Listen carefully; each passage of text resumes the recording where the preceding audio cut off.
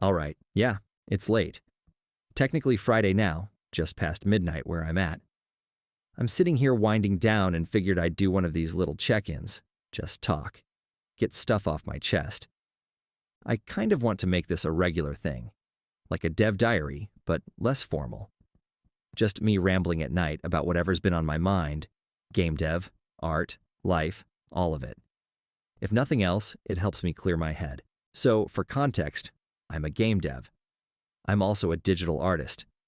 Most of my free time is spent working on my games alone in my bedroom whenever I'm not at work. And honestly, I love it. I really do. But it can get lonely. I don't have a lot of people to share this stuff with. I mean, I can share it, but it still feels like nobody's ever going to care about my work as much as I do. That's not even me being bitter. It's just how it feels sometimes. Like everything stays stuck inside my own head. I've got a few friends I can show my projects to, and that helps a lot.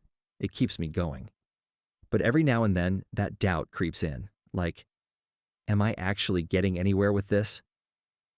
Last year around Halloween, I released Spectre of the Heart. That game took me almost a full year to finish. And yeah, I still beat myself up over that a bit, because it was supposed to be a short project. Originally, it was meant to be this small, seasonal thing, something I'd knock out for Valentine's Day. The game itself was really just me processing a personal experience. It was loosely based on a romantic situation that didn't work out, a date I fumbled pretty hard.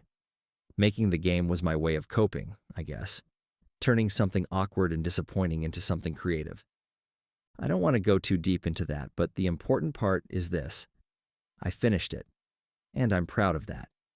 I've been messing around with game development my whole life, and most of those projects never went anywhere. This one actually made it to the finish line, even if it took way longer than planned. I treated Spectre of the Heart like a personal game jam, a side project I worked on while taking a break from my main game, Dead Eclipse. It was supposed to take maybe a month. Instead, it stretched out until late September. I ended up waiting until October to release it, so the timing at least made some sense. Even though it's Valentine-themed, it's got spooky elements, ghost enemies, fighting the literal specters of past regrets. So an October release felt fitting. Still, it bothered me how much that small side project ballooned out. But at least it's done. What really gets to me, though, is the feeling that everything I do just kind of disappears into a void. I released the game. I even ran a little contest to let people put their OCs into it. I only got a handful of submissions. It was fine, but I struggled to fill all the roles I had planned. At one point, I almost used AI-generated concept art just to fill in some NPCs, like a Torchgiver character. I ended up getting another OC submission last minute, so that character got cut. Maybe I'll reuse her later. That part doesn't bother me too much. What does bother me is how hard it is to get anyone to engage at all.